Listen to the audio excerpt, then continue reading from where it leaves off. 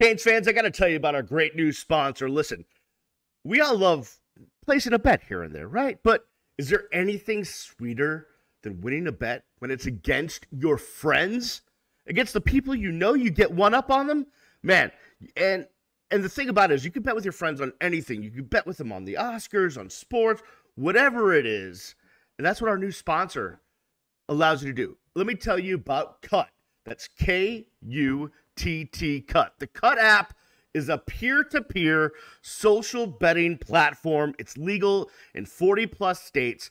Cut has customizable odds, tracking capabilities, an entire social network with group chats, user profiles, and rewards. All payments, no need for Venmo or anything like that. Listen, you can bet on anything on Cut. You want to bet your friend that the two of you are going to have a 40-yard... Wait a minute. That's not something I would ever do. But you could do it on Cut. That's right. Listen, log on to Cut right now and use our promo code BELIEVEMIAMI. That's B-L-E-A-V Miami for a 10% welcome deposit bonus. Don't forget that promo code. It's BELIEVEMIAMI. B-L-E-A-V Miami. Do it now. Get on there. Get on to Cut and bet your friends about anything. It's a blast. What's up, everyone, and welcome back to the Real Ones Canes podcast. I'm the Beast, Brian London. My regular co-host, Brendan O'Doy, decided to take the family away for spring break. I know, it's unacceptable. Spring practice is going on. How dare he enjoy time with the family? Now, instead, I brought on somebody that I love spending Saturdays with during the football season. I love his opinion. I love his writing. I love his takes. I love his tweets, or I guess his X's, or whatever we're calling him these days. He is Cam Underwood. He's the managing editor for State of the U. Cam, thanks for sitting in on today's show. I do need to let the audience know that when Cam signed on today, he called me Brandon. So that's how we're starting. That's how it's going to start this week. Is that evidently you don't know who I am? Yeah, apparently not. You know, I was caught up looking at the banner underneath and was just staring at Brandon because I am over in his slot over his name, and literally came in and said, "Hey, Brandon, like we haven't known each other for 15 years or whatever." Yeah, so, exactly. Yeah, so whatever. But yeah, we're gonna start it that way. It's gonna be fun, obviously. But yeah, we're gonna shame Brandon while he's away, playing daddy daycare on vacation and everything. But yeah, good to be here, man. Thanks for having me. It is always a pleasure to have you. So let's just start here because I haven't had a chance to talk to you since spring practice started. Obviously, a bunch of changes for this team, most notably at the quarterback position. Just listen, and Brendan and I talk about this. Is like I find it hard to dive into spring practice like it's the next coming of FSU week because it's only March, and especially with another portal window coming up, and in the summer and fall camp, like I don't want to get too crazy, but we do have a new quarterback, so that's important. But just your thoughts as this team is now in spring break, and then we'll finish the back half of spring practice on the other side. Yeah, so we had 3 practices before the break. And the main thing, it starts with the trigger man, quarterback. So we went out and got Reese Poffenbarger from UAlbany, who, okay, maybe he's going to compete with Jakari Brown, 3,600 yards, 42 touchdowns at the 1AA level or FCS level. Geez, I just showed my age, 1AA. I hadn't been called that. Yeah, I know. It's been a while. But yeah, bringing a guy with experience there. And then, we upgraded in terms of, the name. I mean, we have a Cam starting for the Canes. That makes me feel happy personally, as the ambassador for all Cams in the world and in the fan base and everything and on the team. But yeah, you bring in Cam Ward from Washington State, and the Reese Poffenbarger, I've said in multiple places, I thought that he raised the floor for what the season could have been. You bring in Cam Ward and you raise the floor further, and then you take off the ceiling. To quote Michael Jordan from years ago, the ceiling is the roof. It could be as high as it wants to be. We can go as far as he takes us. For my money, he's one of the top 3 returning quarterbacks in the country. Statistically, he's number 1 in returning quarterbacks in the country at the FBS level. Don't That is not an opinion. That is not his name is Cam and my name is Cam. Go look at the numbers. Okay. That is a uncontrovertible fact that he is the most productive quarterback returning to college this year, right? So when you add that kind of playmaker and ability that Miami's been searching for at that key position, that's where everything starts for me. And you've already seen, the cut-ups from practice that they're putting out there of him extending plays, has an incredible arm, has great arm talent, making throws here, there, and everywhere, and I think that is the main thing I want to see. Oh, apart from every spring practice, I want to see two things. I want to see development of players and no injuries. Boom and boom. You add in a Cam Ward, you see what the potential could be. But in the same way that Miami had to go outside of the program to bring in a wide receiver to teach the wide receivers how to work years ago, that kid's name was KJ Osborne when they brought him in from Buffalo. KJ Osborne, who's still in the league playing for the Vikings, going against my Lions and scoring touchdowns and making plays to this day in the league. And everybody's like, oh, well, he doesn't matter. He mattered because he went about things in a professional way, and that set the bar for how everybody operates. I believe that Cam Ward is doing this, or can do the same thing at the quarterback position, so that somebody like a Ja'Carri Brown, who we've known needed multiple mango seasons to get where he needed to go, everybody's saying, hey, he's starting to turn that corner. His accuracy that was scattershot at best, he's starting to dial in. He's starting to put all those athletic gifts that God gave him to good use. And I really think that that's a big thing. So that's my short story long of, it starts with Cam Ward and everything else flows from there. Couple of things on the quarterback situation. One, I think you mentioned Cam, right? And you mentioned Ja'Carri. You still got Emery. You got Reese. You mentioned him. You're bringing a big-time recruit that's not just big, but also big. And I feel like that room has taken leaps and bounds. And also, I think maybe the deepest quarterback room in the ACC, if not the country. It's up there. Yeah, and I'm just my one apprehension is now it's time to see what Shane Dawson has in store for this offense, right? Because Shannon Dawson. Sorry, did I say Shane? Yeah, sorry. Yeah. Shannon Dawson. It's now time to see what Shannon Dawson has in store for this offense, because there's not an excuse behind center of a guy that can't do it. Agreed? No, I agree. I also think that in year one, you saw some of the places where that counter or that constraint play or that pivot, that change up could have fit. But he's like, look, I'm a young 19-year-old pitcher. I'm throwing fastballs and I'm trying to locate fastballs with his play calls. It's like, I wish that there was a quarterback draw off of that. I wish that you would fake this and then reverse this way, or like, I wish there was another option built off of that. But I think last year was installing the foundation. And now, and that's not necessarily even just for the quarterback. Everybody on the field has to know what they're doing. And now with another year down the road, I think that are going to be able to hit some of those, additional, plays that are built off of a play thing. And then you can go to some of those special packages like that jet motion return touchdown that they threw to Jacoby George in the Texas A&M game. And we saw it one other time, right? That was like, when you fully build out the offense, that is one play from that formation and from that motion that could beget another play, that could beget another play. So you actually have 5-6 different plays off that same look with that same motion. Last year it was, no, that's a special play, like one off, and I'm going to call that one off play in a couple of places. So yeah, I think that, we're hopefully going to see kind of the seed that was planted grow into more tree of diverse offense as we go into year two with Shannon Dawson. The other thing that goes into that is the wide receivers. You got Xavier Restrepo coming back, which, as we now know, was basically like Cam Ward wouldn't be here if Xavier Restrepo didn't decide to come back. That was kind of part of what he wanted.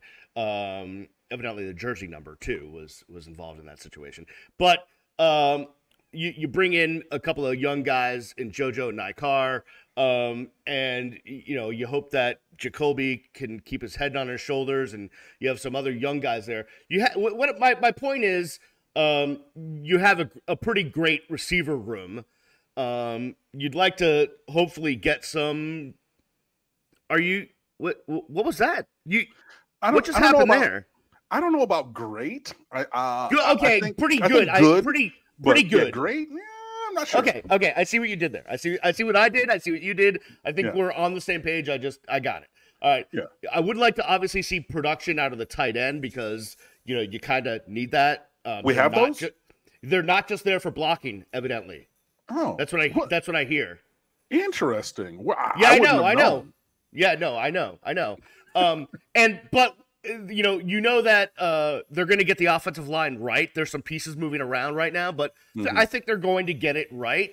Yeah. And the running back situation is really good. So what I'm saying is there seems to be a pretty complete package around Cam Ward for them to be able to be successful on offense. Absolutely. And with the wide receivers, again, that I think are probably good to potentially very good, I think that Cam Ward can elevate their level of play. And when you see guys like Isaiah Horton, who has switched his number to number 2, and, the first day of spring practice, everybody was like, who is that? Did we get a 6'5", 210-pound transfer all of a sudden? No. That's a guy who's been here, who was really committed to the offseason program, reshaped his body, changed his number, and looks like a new guy. Looks like he did back in high school, but like bigger, faster, and stronger. And I mean, like literally bulkier as well. So yeah, I think that the tools are there around Cam Ward for immediate and pretty high-level success. And if you look at the schedule this year, there's 2 teams on the schedule that have win totals of 8.5 or higher. That being Louisville and Florida State, who we play back-to-back. No one else on the schedule has a win total projected at 7.5 or higher than 7.5. Guys, if there was ever a season that the schedule lined up. We've lost 5 in a row and 7 out of 9 to North Carolina. We don't see them. You don't see Clemson. You don't see Notre Dame as a crossover. Brother, like it is. I mean, the path is there. It is wide open and there for the taking. We've said this in other years. It's incumbent upon Miami to make the strides and do the thing and not get in their own way, which we've seen far too often. But yeah, there are plenty of weapons. There's protection for, the quarterback, Cam Ward there. You got tight ends. Hopefully Elijah Arroyo is healthy and looks like himself again. Reed Williams. Riley Williams, excuse me, the freshman. Riley, I was looking for the R name. I was just going through my whole Rolodex there. But he, is going to take hopefully a step forward and things. You got plenty of options at wide receiver. You got some big time talents across the last 2 or 3 recruiting classes. You got more running backs than you want to shake a stick at. And they're even talking about maybe bringing in another one. Like, all the pieces are there. The schedule is there. I think that the continuity on the coaching staff is really key. And yeah, this, just like last year for Florida State was a full send year. Like they paid the price to bring the guys back, the Jared Verse of the world, and say, hey, that was a year that they went for it. And, we all know what happened with them in the end. This is a year that Miami has to go for it. And I think by getting Cam Ward and hopefully a couple other pieces in the spring transfer window, we're going to go full send. This has to be push all your chips to the middle of the table. We're not going to hold them. We're not going to fold them. It is all in, and you ride with whatever happens, but you have to go all in and you have to achieve it this year. Did you just quote Kenny Rogers there? Was that Sure did. All right. Well, the gambler is on the Real Ones Canes podcast, evidently filling in for Brandon, who's off in spring break. Cam Underwood with me, the Beast. It's the Real Ones Canes podcast. Let's look at the other side of the football for a moment. I do have some concerns here at all 3 levels of the defense because you have guys that are hurt. You have guys that you lost. You have a couple of positions where you need some more depth, i.e. cornerback. I'm still a little bit worried about linebacker. So I have less confidence about the defense than the offense, though I know that Ruben Hurricane Bain is still there, and he's got his body looking even better. So that does help me a little bit. But should I be wary about the defense at all, or am I being a little bit scaredy cat here? I think you need to see it kind of a thing. Like they let them go and prove it a little bit. In terms of linebacker, they've thrown numbers at the problem and like big athletic dudes at that. And you bring Kiko Mawinoa back. With him back and Wesley Bassane starting, I'm really good at linebacker. And the young guys, I think they, you know, the backups, your Popo Aguirres, your Marcelius Pulliams, those are guys who need to take a step forward. Chase Smith, the guy who's been here for multiple years and has battled through injuries, you know, trying to work his way back, a super incredible athlete coming out of high school. I think that we're going to be good at the linebacker position. I'm very comfortable with the starters. The backups have potential, and I think that they can realize that. Coach Nicholson is a really great coach there. Defensive line, I would like to see maybe one more defensive tackle to be really comfortable. But in terms of, you know, overall talent, Jared Harrison Hunt coming back for a 6th year is huge at that interior position. You know, along the line, Hurricane Bain is there. You know, I said before last year that Nigel Kelly was going to be the guy who took capital letters the leap. I thought so too. Got injured in the 3rd game, didn't play again. Yeah. You know, and then you had Akeem Mesidor, 2nd team All ACC the year before. He played 4 snaps in the opener and he gets injured. So your 2 starting defensive ends from the opener didn't play basically last year. They're going to be back reminding you, hey, hi, we were big time players and recruits and everything. So adding to that rotation, I think that the defensive line can be okay. Again, from a numbers perspective, I would like to see like a junior, senior, grad transfer defensive tackle, a position where like you just need that man strength, that maturity and, you know, of age to be at the point of attack. The real thing for me is the defensive backfield. It's going to be completely retooled.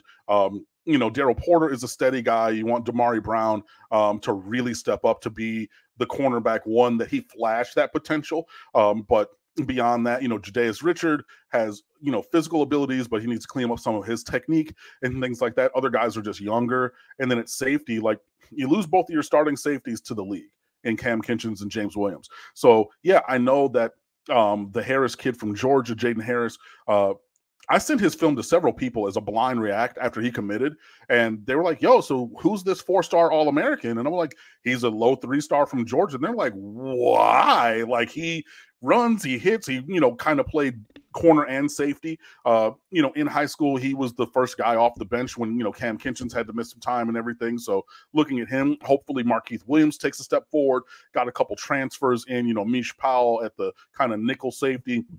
From the University of Washington, who played, you know, in the playoff last year and everything. So, yeah, you know, got some good players there, but really looking at the secondary as the question mark more than, you know, the front 7 in the secondary. And hopefully we'll be able to coach those guys up and get the kind of performance out of them that we need.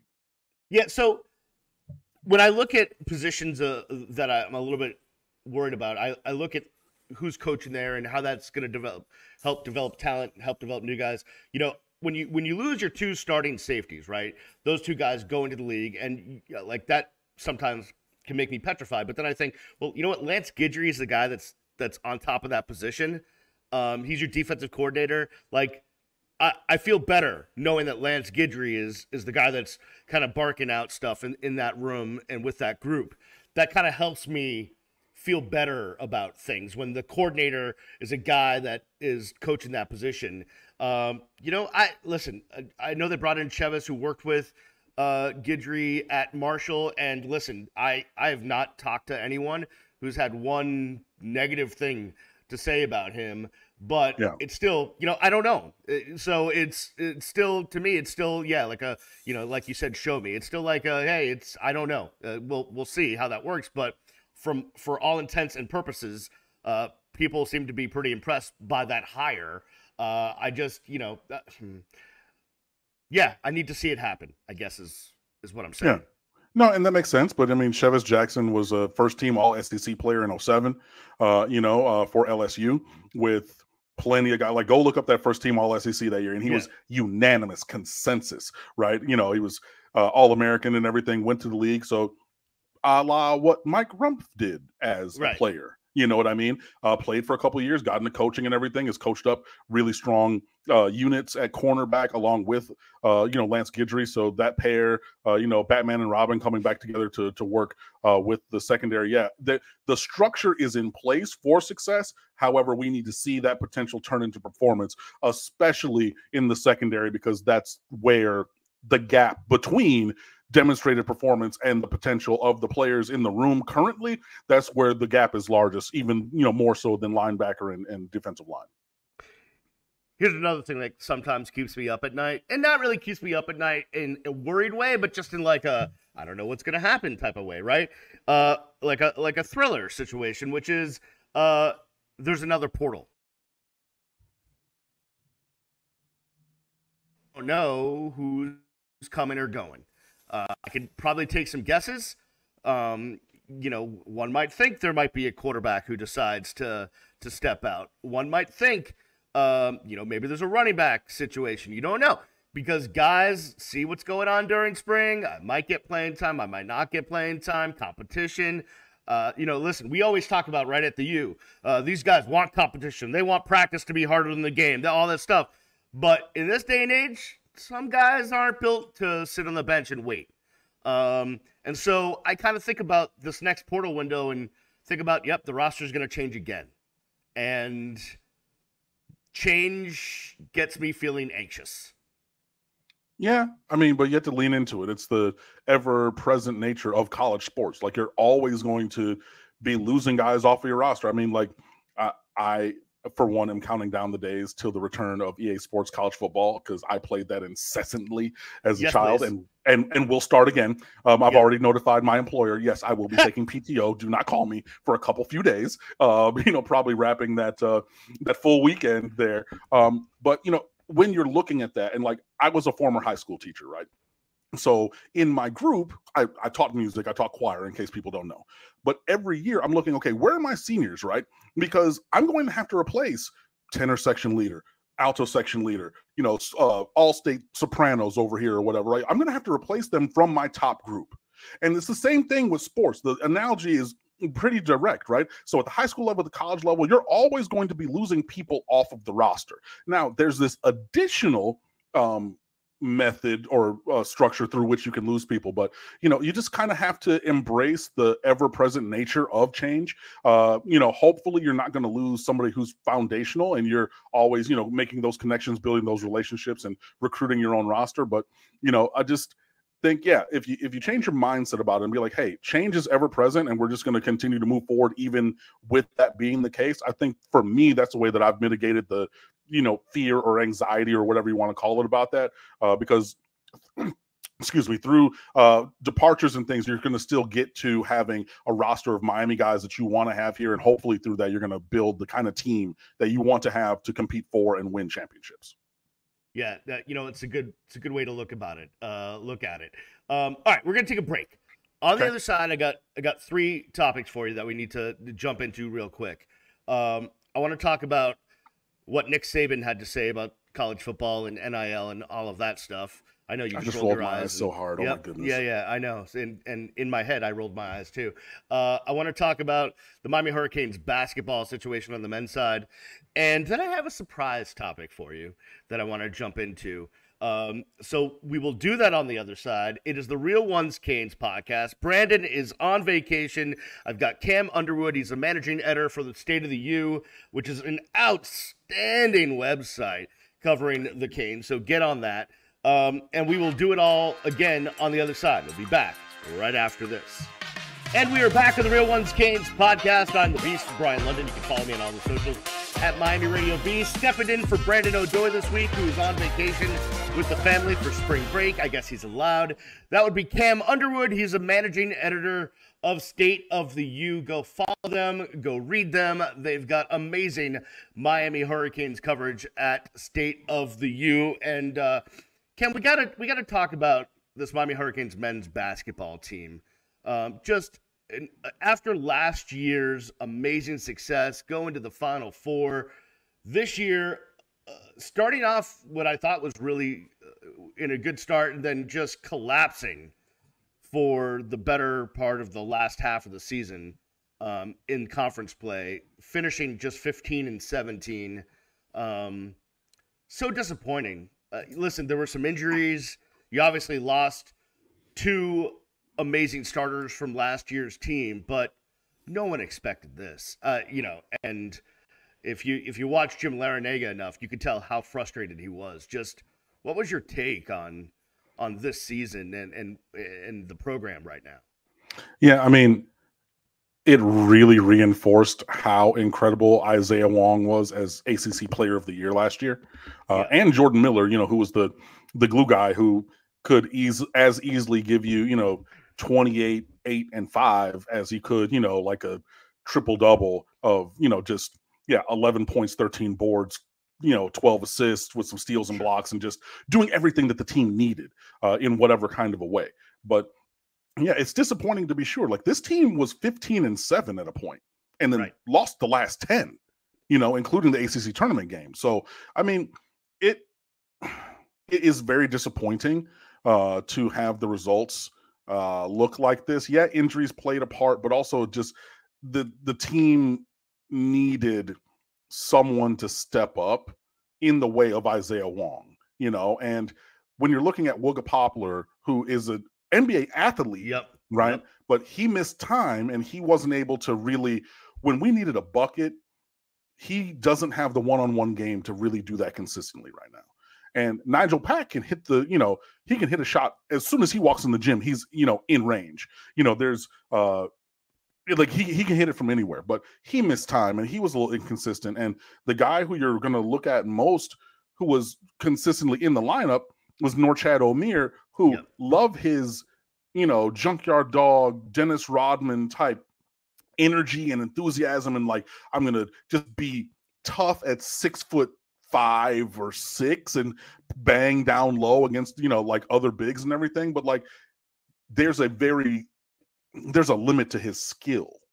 And we needed skilled offensive players. Plus, Fahimda was getting foul trouble. So it was frustrating. For sure. And you're having to rush guys into bigger roles than they would otherwise play. Keyshawn George, who's still growing, the freshman wing, I think has an incredible future. Like, he might even leave to the NBA because he's saying like we signed him at 6'4". He showed up at 6'6". He's like 6'8" now. And he's like, I might keep growing to 6'9" or 6'10". That's a kid who has, all the potential in the world. You might lose him to the NBA draft because of his size and potential and, level of skill right now. But yeah, throughout this season, I would watch the games pretty silently, but, just kind of pop in at the end and do the score recap and everything. But yeah, it's really, really a frustrating season. And the thing for me that really, really cemented that the men's basketball season was going to head in a different and bad direction after, an Elite Eight 2 years ago and a Final Four last year.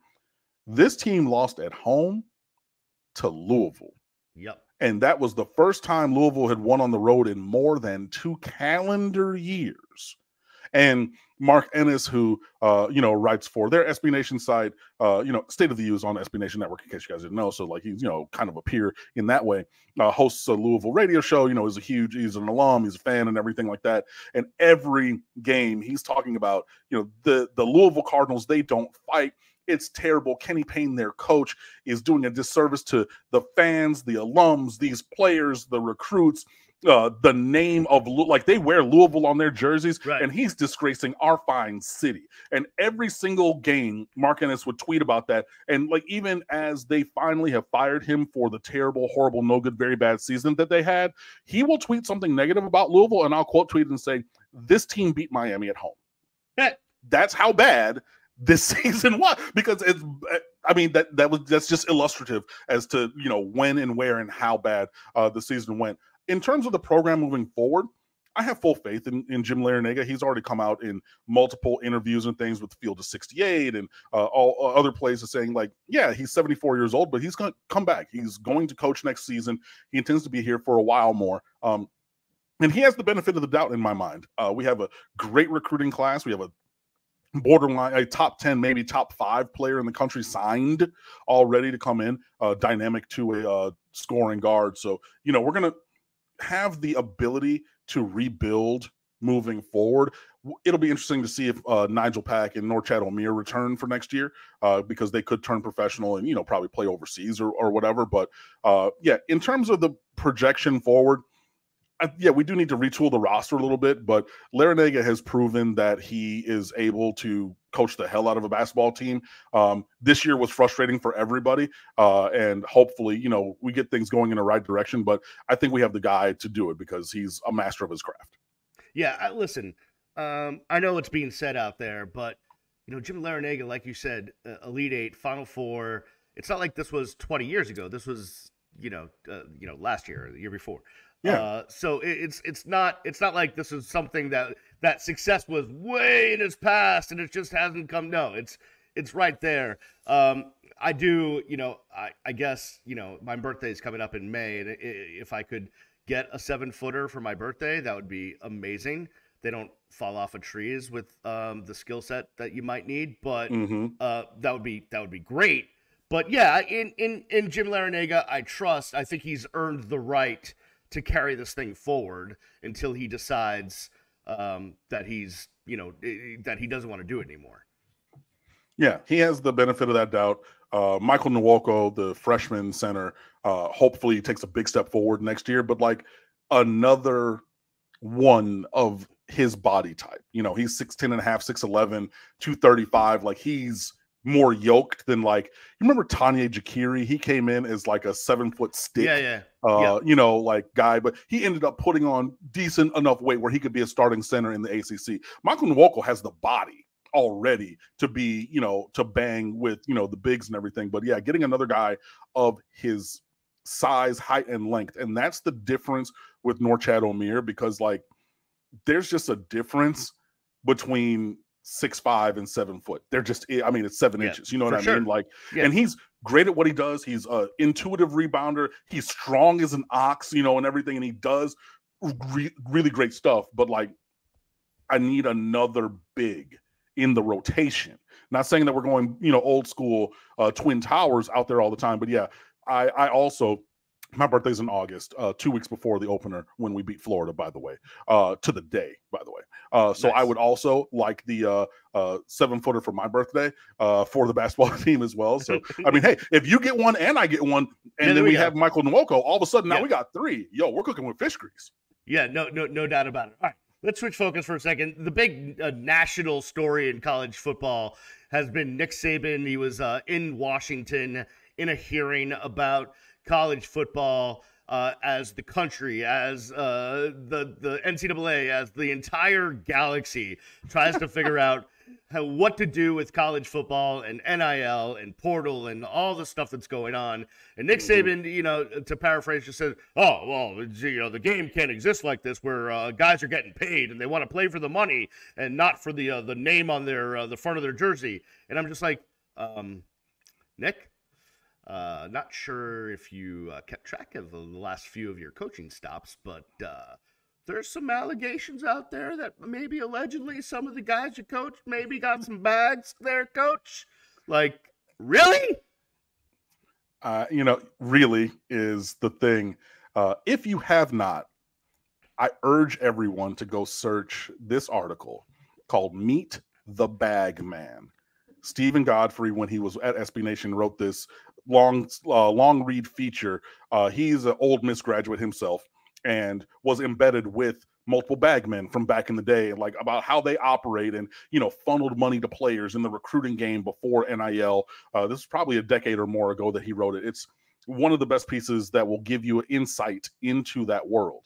But I'll take it a step further. Like, having been around, blogging and journalism and all these different kind of things. Like, I'm not a professional journalist. I'm not. And I make that distinction all the time so that, like, I'm not coming off and misrepresenting myself. But I've talked to plenty of credentialed journalists, of full-time journalists.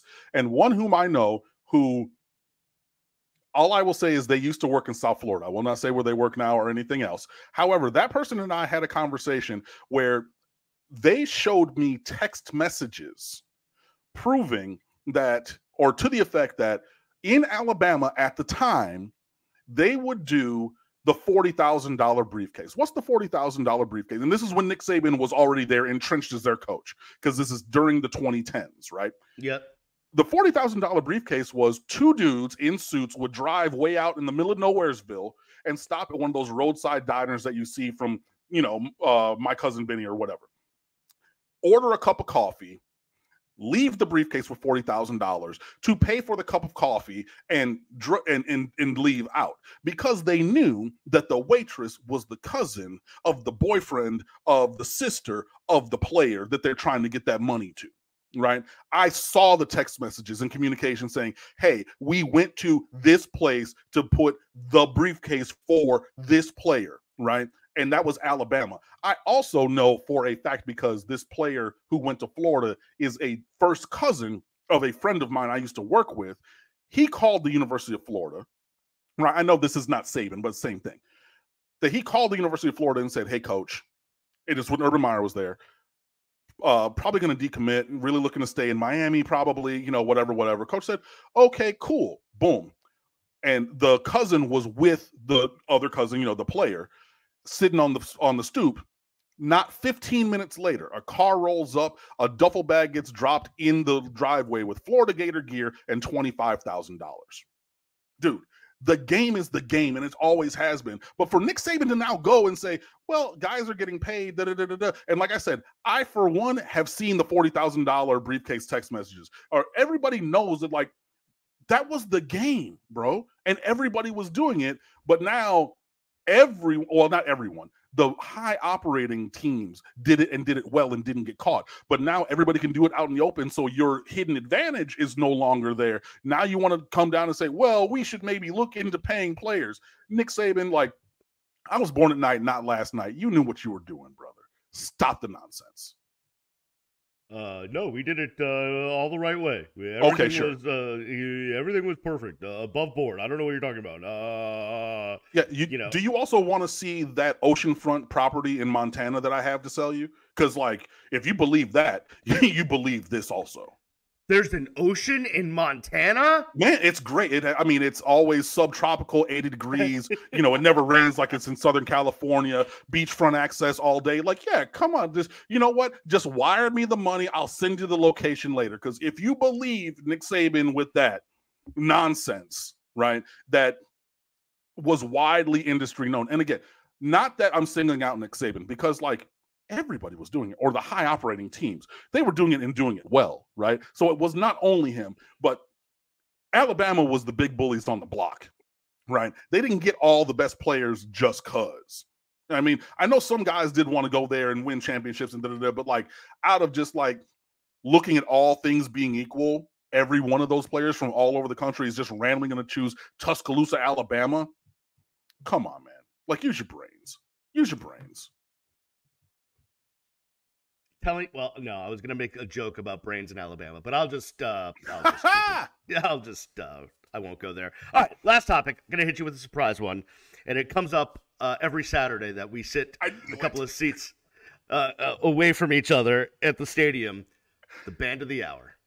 The band of the hour, Cam. Now, people may or may not know that I was in the band of the hour from 94 to 97. I'm a member of Tau Beta Sigma, the National Honorary Marching Band Sorority. Yes, I'm a brother of a sorority. We'll discuss that at a later date. So those are my Bonifides. But people may not know about Cam because he sent off a tweet or two about the marching band, and there was Facebook groups just going in on, like, who is this guy? What does he know about music? And then you come to find out, oh, wait, that's a classically trained music educator right there. That is somebody that has for years been teaching the youth of America how to do the music thing. He's got his Bonifides. He doesn't need to show you his resume. He knows what he is talking about. It hurts me on Saturdays when I look at the band and hear the band, and it's just it just lets me down times. And I just want my marching band. I just want my band of the hour, my alma mater, to show out when it comes time for that pregame or halftime show. I mean, I think that we all want that. And to the point, like, yeah, there were so many people who were just like, I mean, and I guess credit to me that I've been in the sports blogging space so long that, like, people only know me in that dimension. Like, oh, this meathead who played football there. I never played football. I played basketball and baseball. I've been transparent about that as well. Like, oh, this sports idiot or that. Like, I have a degree in music education from the University of Miami. I taught music for 15 years, and I did summer camps and things like that. So you aggregate that together, more than 20 years. I performed with Grammy Award winners. We recorded award-winning albums in the choir when I was at Miami. Like, I have cultivated multiple artists through my classroom and the teaching that I've done. Like, I have been a performer. Like, I performed professionally since I was 12, up until recently. Like, I know music inside and out. Like, I speak fluent music. Like, you can put anything in front of me. Like, I can sight read it. Like, music and me have been intimately related since forever. You know what I mean? But yeah, I would just say credit to me, because like people didn't know that. But like, yeah, when I'm giving a critique of the band, it's not in some kind of random way. And if you looked at the verbiage I was using, that kind of told the story, where I'm like, oh, like, this section is, flat, or they're overplaying and they're doing and this is why the performance isn't this way. And yeah, I would come to the press box every week, and Beast would be like, hey man, like, yeah, they're talking about you in these Facebook groups. And he went in there, was just like, you're questioning Cam knowing music, and like probably knows more than like a couple of you guys put together. So you might want to back up off of that. But it's funny, like my good friend Joe, who was my roommate my sophomore year, was band captain as a senior. He played fourth bass drum for a couple of years, and he was on the snare line. So he was band president and captain the year that we won the national championship. So we got to, also being from Michigan, like I am, got to march in the Rose Bowl parade, which was like a holy grail of all band kids, growing up from the Midwest, when you would see that. So he got to do that and everything. And we talk about it all the time. Yeah, I want the performance to be better. Like, I mean, I wish that they gave me things that I could not be as negatively critical of in terms of their performance. But, unfortunately, that's the current state of affairs. And I actually had multiple people slide in my Facebook DMs when the director announced his retirement at the end of this upcoming, or this current school year. Like, oh my God, you drove that man away from his job, but thank you for telling the truth about the band. I, like Beast, want the music to be great. I want the performance to be great, but that doesn't extend only to music. I want the football team to be great as well. So if I'm critical on that point, that's because I was there from 2000 to 04. We didn't lose a game since second week of my freshman year at Washington until my senior year on Thursday night at North Carolina, when Connor Barth hit that goddamn field goal. You know what I mean? Like, I hold the team to that standard, and I hold the music to that standard, because when I was at the University Chorale was award-winning and got literally flown all over the world because of our performing excellence. So that's what I desire, and that's the standard that I hold the band to. Unfortunately, they have not reached it recently, but with a new director coming in, hope springs eternal. So maybe next year sounds a little bit better. Possibly. And if they could just bring back North Dade for like just one or two games, just to get me going a little bit. I don't know. Just, I throw weird things out there. Cam, that's one of the fanfares, right? North Dade is done. Dun, dun, dun. Okay, yeah. Got it. Yeah. Anyways, that's why I was a drummer and not using notes. Anyways, my tones are horrible, but this show has not been horrible. It was fun to spend some time with you. I do miss Brandon, because even when Tyler Van Dyke is no longer here, he's still all over Tyler Van Dyke. So I did miss that in today's show, just to let you know. But he's off with the family for spring break, but it was nice to have you sit in. I appreciate you taking the time. And it's, it feels like it's football is forever from now, but it's going to be like in a snap. We're going to be in that press box, just yucking it up once again. So, Cam, thank you so much for taking the time.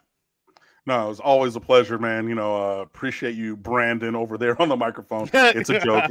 It's a joke from earlier. Go back and rewind the podcast. But glad to be here, man. We'll definitely be catching up at the stadium sooner than we know. Hopefully, we're going to watch lots more, Hurricanes victories throughout this season and reach the level of success that we need. But this podcast has been a success, and I'm glad to have been here with you, my friend. So I'll talk to you soon. Yeah, man. Cam Underwood, managing editor, State of the U. Go check their stuff out. Go subscribe to the podcast wherever you get your podcast, Apple, Spotify, Amazon, all of those places. Until next time, I will see you when I see you. Peace!